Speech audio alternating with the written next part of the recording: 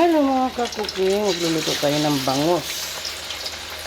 Magluluto tayo ng binagoongang bangus.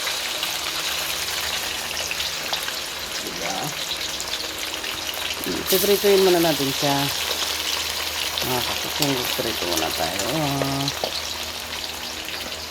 Piprituin muna natin. Hello, for today's video, magluluto tayo ng binagoongang bangus na may gata. Ayan ang ating mga ingredients. Yan, mayroon talong. Ayan yung bangus, pinirito ko ng bagya. Ayan, may sili, luya, alamang. Sige, gora na tayo. Ayan, ito muna unahin natin. Ito muna yung ating luya. Yan mga kakuking, ganyan ang itsura. Kasi dyan ko pinirito yung ating bangus. Kaya ganyan ang kulay niya. Pasensiyos na sa kulay. Ganon talaga. Pero malinis po yan. Ito naglaga ng wamba. Pangontra sa mga mababait. Ayan mga kakuking. Sunod natin ang ating sibuyas. Kahit naman po gumamit kayo ng sibuyas yung pula, sa akin kasi ginamit po white. Nasa inyo po yan kung ano gusto nyo gamitin. At ilalagay na natin itong ating bagoong. Ayan po, inugasan po namin yan. Kasi po mas maganda pag hinuhugasan. Hindi siya maalat. Ayan, igigisa-gisa muna natin yan. Ang ating ano na yan, para lutong-luto yung ating alamang. Yan po. Ito na. Ito yung aming alamang. Diba, luto na. Tapos mga kakuking, lalagay na natin yung ating gata. Gata na.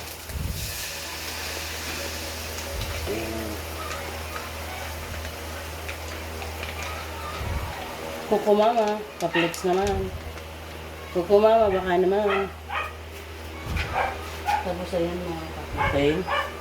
Tapos ilalagay natin yung sili. Yan. Mikus-mikus muna natin. Yan na. Hindi pa po yan nagtatapos dyan. At tayo ay kukuha ng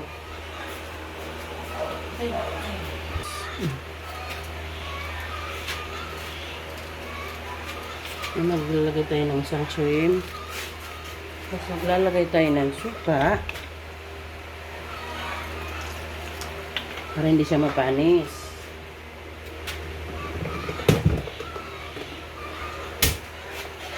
Mikos-mikos. Ayan, diba? Itimplahan sa natin.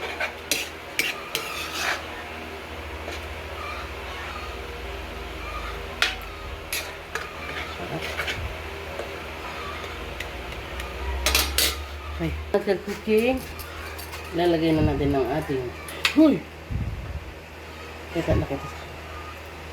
lalagay na natin ng ating bangus. Ito yung mag-alala mga kakuking, malinis kamay ko yan.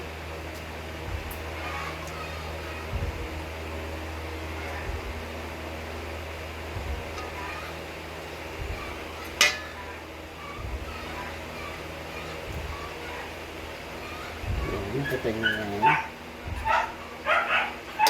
Sorry pa isa. Dito na lang natin. Ayan.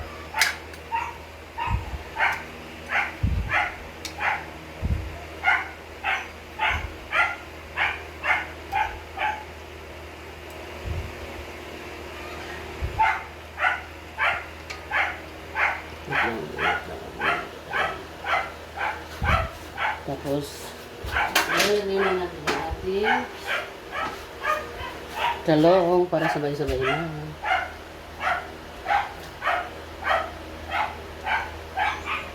Ayan.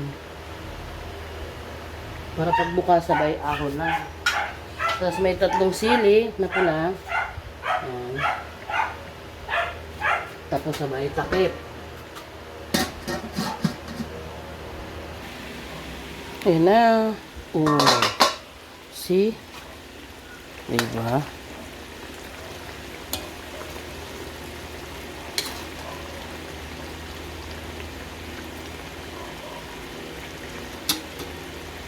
Yan po ang ating binaguungan.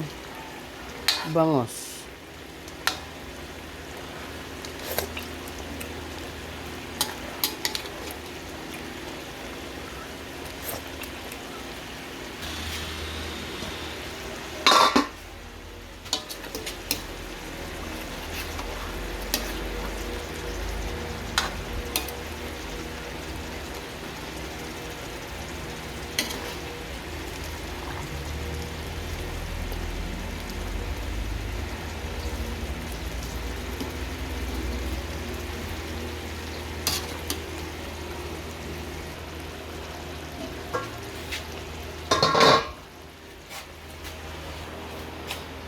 Kain po tayo.